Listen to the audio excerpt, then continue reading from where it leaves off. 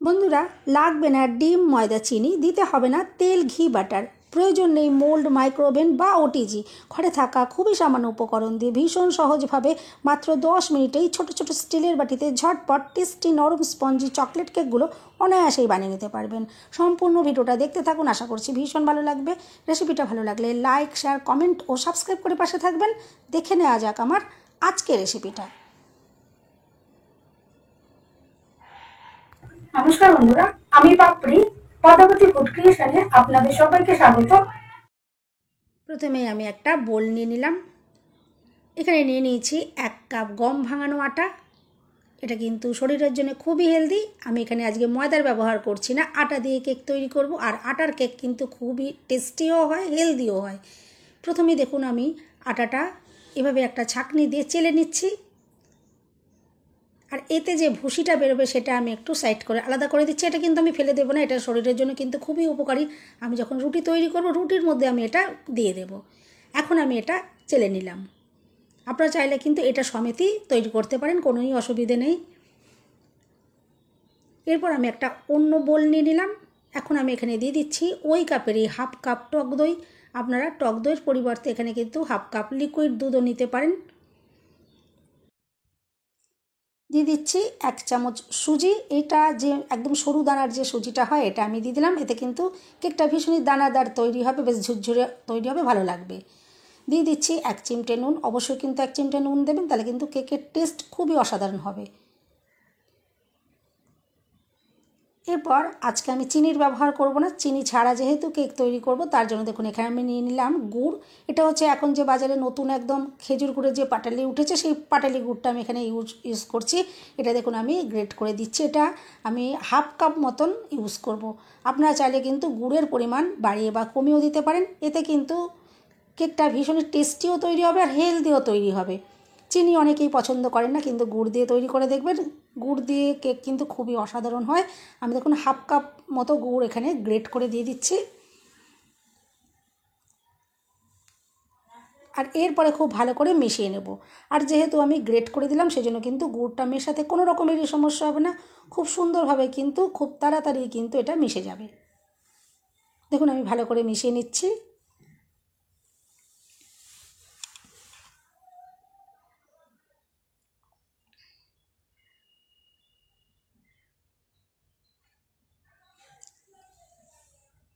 এরপরে এখানে আমি নিয়ে নিলাম 2 চামচ গুঁড়ো দুধ। এতে কিন্তু কেকটা খুবই টেস্টি তৈরি হবে। এরপর আবারও ভালো করে মিশিয়ে নিতে হবে, যাতে গুঁড়ো দুধ কোথাও দলা পাকিয়ে না থাকে। দেখুন আমি সুন্দরভাবে এটা মিশিয়ে নিলাম। সব কিছু মিলেমিশে কেকটা কিন্তু ভীষণই টেস্টি তৈরি হবে।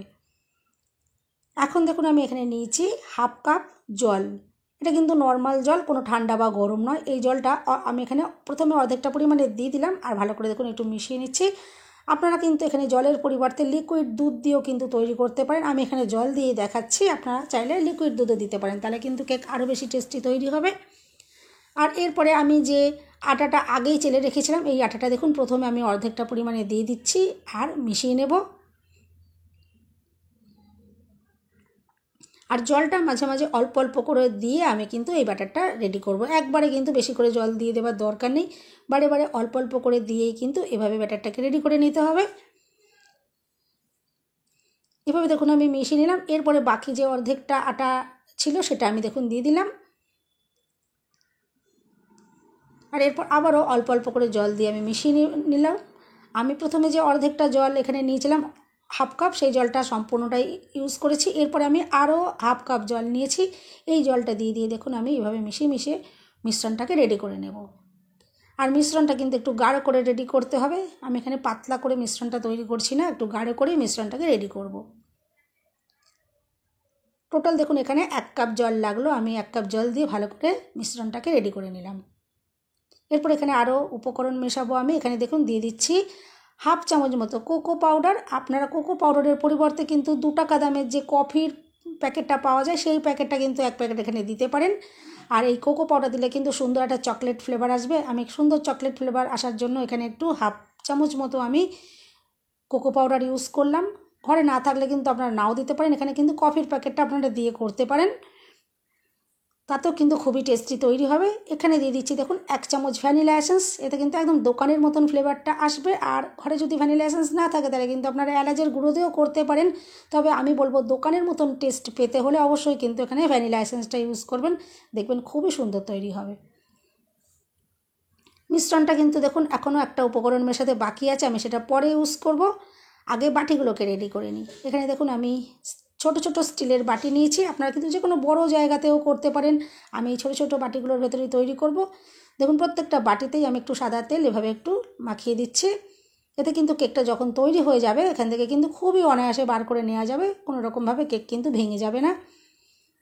আর এরপর দেখুন যে সাদা খাতার পাতা, সেটা আমি দেখুন ছোটো ছোটো চৌকো করে এরকম কেটে নিয়েছি। প্রত্যেকটা বাটির ভিতর দেখুন এভাবে বসিয়ে দিচ্ছি। কেকটা যখন তৈরি হবে খুব সহজেই বেরিয়েও যাবে, আর কিন্তু কেকের যে উল্টো সাইডটা ভীষণই মসৃণ সুন্দর তৈরি হবে। আর বাটির মধ্যে দেখবেন একদমই কিন্তু ব্যাটারটা আটকে যাবে না। আর কাগজগুলোর ওপরে দেখুন আমি একটু এভাবে একটু তেলটা মাখিয়ে দিচ্ছি। এভাবে দেখুন আমি কেকের বাটিগুলো রেডি করে নিলাম। কোনো রকমের মোল্ডেরও প্রয়োজন পড়লো না, বাটার পেপারেরও কিন্তু কোনো রকমেরই প্রয়োজন পড়বে না। একদম ঘরে থাকা সামান্য উপকরণ দিয়েই কিন্তু আপনারা একদম দোকানের থেকেও কিন্তু ভীষণই সুন্দর আর টেস্টি কেক কিন্তু নিজে হাতে খুবই অনায়াসে বানিয়ে নিতে পারবেন। দেখুন বাটিগুলো রেডি করে নিয়েছি। এরপরে একটা প্রেসার কুকার আমি গরম করতে বসিয়ে দিলাম। ভেতরে একটা স্ট্যান্ড দেখুন দিয়ে দিচ্ছি। আর ওপরের ঢাকনাটার যে সিটি আর গার্ডারটা থাকে সেটা দেখুন আমি খুলে নিয়েছি। আর হাই ফ্লেমে 5 থেকে 7 মিনিট আমি এটা গরম করে নেব। এখন আমি দেখুন এই ব্যাটারের মধ্যে মিশিয়ে দিচ্ছি বেকিং পাউডার 1 চামচ, আর দিয়ে দিচ্ছি হাফ চামচের থেকে একটু কম বেকিং সোডা। এরপরে আলতো হাতে একদিক থেকে ঘুরিয়েই দেখুন মিশ্রণের সাথে এভাবে মিশিয়ে নিচ্ছি। আর ব্যাটারের ঘনত্ব আপনারা দেখে বুঝতেই পারছেন, ঠিক এরকম গাঢ় করেই আমি রেডি করে নিলাম। কেকের মিশ্রণ দেখুন এখন একদম রেডি হয়ে গেল। এরপরে এই বাটিগুলোর ভেতরে আমি দেখুন অর্ধেক পরিমাণে দিয়ে বাটিগুলোকে রেডি করে নেব। অর্ধেক পরিমাণেই দিতে হবে, কারণ যখন কেকগুলো রেডি হয়ে যাবে পুরো বাটি কিন্তু একদম ভর্তি হয়ে যাবে, সেই জন্য অর্ধেক পরিমাণেই দিয়ে বাটিগুলোকে রেডি করে নিতে হবে। আর দেখার সৌন্দর্যের জন্য আপনারা ওপর থেকে ড্রাই ফ্রুটস দিতে পারেন, বা না থাকলে নাও দিতে পারেন, কোনো রকম সমস্যা নেই। এমনিতেই কিন্তু কেকগুলো যথেষ্টই টেস্টি আর সুন্দর তৈরি হবে। আমি দেখুন প্রত্যেকটা বাটিতেই দেখুন এভাবে অর্ধেক পরিমাণে ব্যাটার দিয়ে রেডি করে নিচ্ছি। আর একটু দেখার সৌন্দর্যের জন্য আমি এখানে ওপর থেকে কাজু, পেস্তা, আমন্ডের একটু কুচি ব্যবহার করলাম। আর আমি আগেই বললাম হাতের কাছে যদি না থাকে ড্রাই ফ্রুটস না দিয়েও করতে পারেন, কোনো সমস্যা নেই। এগুলো দিলে যেমন দেখতেও সুন্দর লাগবে আর খেতেও কিন্তু সুন্দর লাগবে। হাতের কাছে থাকলে অবশ্যই ইউজ করতে পারেন।